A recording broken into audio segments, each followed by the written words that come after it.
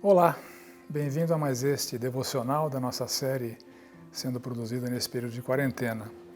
E hoje eu queria refletir com vocês justamente sobre essa proliferação que tem havido de materiais sendo produzidos, materiais supostamente teológicos e bíblicos, sendo produzidos por conta desse isolamento social. Assim como a nossa igreja tem se beneficiado dos recursos tecnológicos para disponibilizar para vocês vários materiais, como os cultos musicais, esses devocionais, o Conexão Fonte, a ceia e assim por diante, muita coisa tem surgido, muita coisa tem sido divulgada, muito conteúdo chega às nossas mãos e nós precisamos tomar cuidado com aquilo que nós estamos consumindo e principalmente com aquilo que nós estamos disseminando. Então hoje eu queria refletir com vocês, baseado no texto de Mateus capítulo 7, versos 13 a 29, refletir sobre os ensinamentos do Senhor Jesus, especificamente sobre esse cuidado com os falsos ensinos e com os falsos mestres. Vamos ler o texto bíblico? Mateus 7, a partir do verso 13. Entrai pela porta estreita, larga é a porta e espaçoso o caminho que conduz para a perdição, e são muitos os que entram por ela. Porque estreita é a porta e apertado o caminho que conduz para a vida, e são poucos os que acertam com ela. Acautelai-vos dos falsos profetas, que se vos apresentam disfarçados em ovelhas, mas por dentro são lobos devoradores. Pelos seus frutos os conhecereis. Colhem-se porventura uvas dos espinheiros ou figos dos abrolhos? Assim toda árvore boa produz bons frutos, porém a árvore má produz frutos maus. Não pode a árvore boa produzir frutos maus, nem a árvore má produzir frutos bons. Toda árvore que não produz bom fruto é cortada e lançada ao fogo. Assim, pois, pelos seus frutos os conhecereis. Nem todo que me diz Senhor, Senhor, entrará no reino dos céus, mas aquele que faz a vontade de meu Pai que está nos céus. Muitos naquele dia hão de dizer-me, Senhor, Senhor, porventura não temos nós profetizado em teu nome não expelimos demônios, e em teu nome não fizemos muitos milagres? Então lhes direi explicitamente, nunca vos conheci, apartai-vos de mim, os que praticais a iniquidade. Todo aquele, pois, que ouve as minhas palavras e as pratica, será comparado a um homem prudente que edificou a sua casa sobre a rocha. E caiu a chuva, transbordaram os rios, sopraram os ventos, e deram com ímpeto contra aquela casa, e não caiu porque for edificada sobre a rocha. E todo aquele que ouve essas minhas palavras e não as pratica, será comparado a um homem insensato que edificou a sua casa sobre a areia. E caiu a chuva, transbordaram os rios, sopraram os ventos, e deram com ímpeto contra aquela casa, e ela desabou, sendo grande a sua ruína. Quando Jesus acabou de proferir essas palavras, estavam as multidões maravilhadas da sua doutrina, porque ele as ensinava como quem tem autoridade e não como os escribas. Então o texto é meio longo, mas eu queria pensar algumas advertências importantes do Senhor Jesus aqui. Em primeiro lugar, o Senhor Jesus nos apresenta uma realidade de que o caminho da salvação, a porta da salvação, ela é estreita, ela é apertada e poucos entram. E o caminho da perdição, a porta da perdição é larga e muitos por ali entram. E existe muita coisa circulando por aí que não conduz ao caminho apertado, que conduz ao caminho largo. Muitas mentiras, muitos falsos ensinos, muitas heresias. Seguramente o príncipe das trevas tem usado seus arautos, lançando mão dos recursos tecnológicos para produzir conteúdo que vão manter pessoas no inferno e que vão levar cristãos ao erro doutrinário e à ruína nas suas vidas. Então o Senhor usa aqui como palavra para se referir a esses falsos mestres, os falsos profetas, literalmente o Senhor Jesus fala dos pseudo-profetas. Eles parecem profetas, mas não são. Eles têm algumas características típicas dos profetas, mas eles são instrumentos do inimigo. Eles reivindicam que sua mensagem procede de Deus, que eles estão falando a verdade, Eles apresentam credenciais impressionantes, mas o conteúdo da sua abordagem, via de regra, é letal. O Senhor Jesus nos ensina que a vida do profeta evidencia se o camarada é um profeta de Deus ou é um profeta do maligno.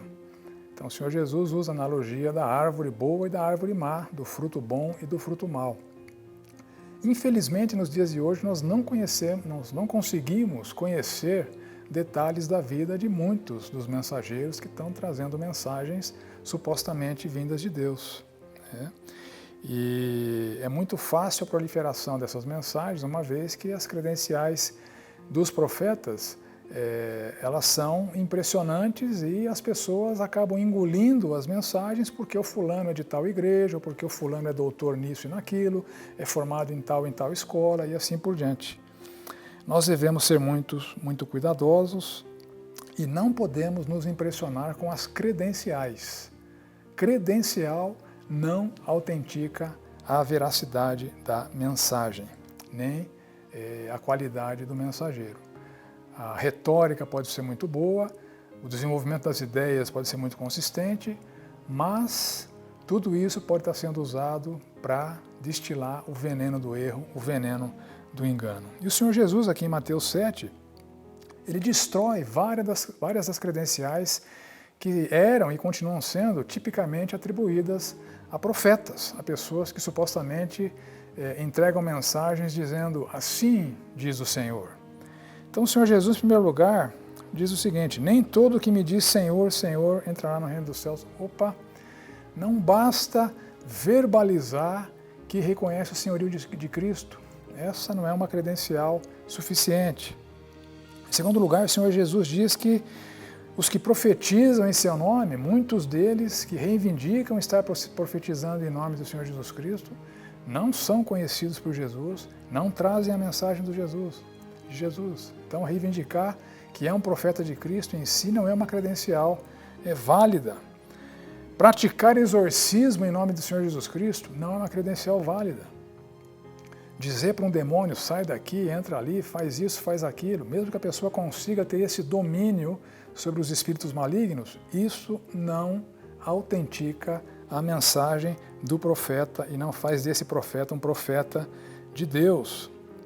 O Senhor Jesus disse que nem fazer milagre em nome de Cristo autentica a validade da mensagem de um falso profeta. O Senhor Jesus Cristo fala que o destino deles é a perdição, eles não são convertidos e, como eu disse, eles levarão muitos descrentes a permanecerem perdidos e levarão muitos crentes ao erro doutrinário e ao erro moral.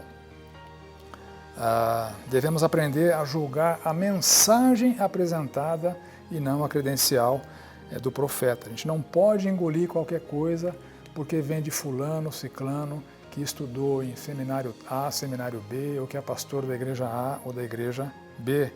Nós devemos julgar qual espírito está por trás da mensagem. E sempre há um espírito por trás de qualquer mensagem. Ou é o Espírito Santo, ou não é o Espírito Santo e, portanto, é um espírito maligno. E o apóstolo João nos estimula a esse discernimento. Em 1 João capítulo 4 nós vemos o seguinte: amados, não deis crédito a qualquer espírito, antes provai os espíritos se procedem de Deus, porque muitos falsos profetas têm saído pelo mundo afora. Isso era verdade nos tempos de Jesus Cristo, era verdade nos tempos do apóstolo João e continua sendo verdade nos dias de hoje. Muitos falsos profetas têm saído pelo mundo afora e muita mensagem venenosa tem sido divulgada e viralizada pelas mídias sociais. Então, como nós conseguimos identificar se uma mensagem é verdadeira ou se é falsa, uma vez que nós não conhecemos a vida de muitos daqueles que trazem mensagens para nós nos dias de hoje, e a gente não pode verificar se os frutos da vida desse mensageiro autenticam ele como um mensageiro que vem de Deus, porque o erro teológico, ele inevitavelmente vem associado ao erro moral. Se a Bíblia não é referência para questões teológicas, ela também não é referência para questões morais, por isso que pelos frutos nós podemos conhecer se o mensageiro é autêntico ou não. Então, uma vez que nós não podemos averiguar os frutos na vida de todos os mensageiros, que recursos nós temos para averiguarmos se aquilo que recebemos é verdadeiro ou não?